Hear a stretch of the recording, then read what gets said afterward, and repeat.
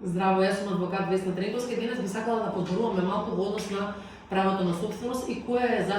заштитата која што имаме како собственици на определена недвижна ствар.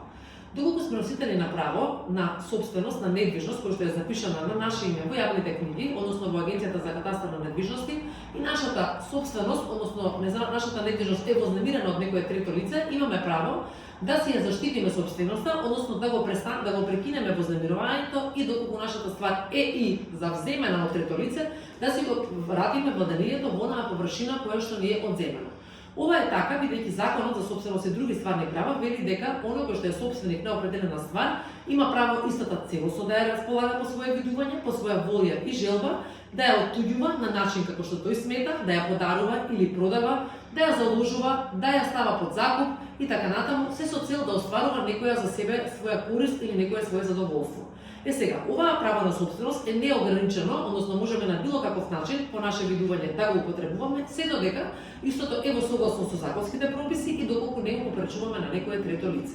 Сега, доколку од друга страна пак тоа трето лице ја вознемирува нашата собственост, ние како што кажав во почетокот на видеото имаме право да се ја заштитиме нашата собственост. Доколку се работи за недвижност, што е многу често како практика во мојата адвокатска канцеларија да доаѓаат клиенти кои што им е вознемирено правото на собственост врз недвижност, имаат право во постапка со тужба во судот кој што е местно надлежен, односно онаму каде што се наоѓа недвижноста, да поведат постапка против оној кој што им го вознемирил, односно во дел одземал нивното сопстvenичко право. Тука најчесто се мисли на оние недвижности, односно дел од дворни места, кои што соседите ги завземале, односно поставиле ограда, каде што не требале да ја постават и поставиле ограда на начин што му завземале на комшијата 20, 30, 50 квадрати во свое и сметаат дека тоа е нивно. За да го утврдите ова дека е така, најпрво треба да утврдите колку се тие мери и граници, односно која е таа површина која што на вас ви е одземена од соседот, односно од некое трето лице, а тоа ќе го направите единствено врз основа на геодетски елаборат, односно во судска постапка, овој геодетски елаборат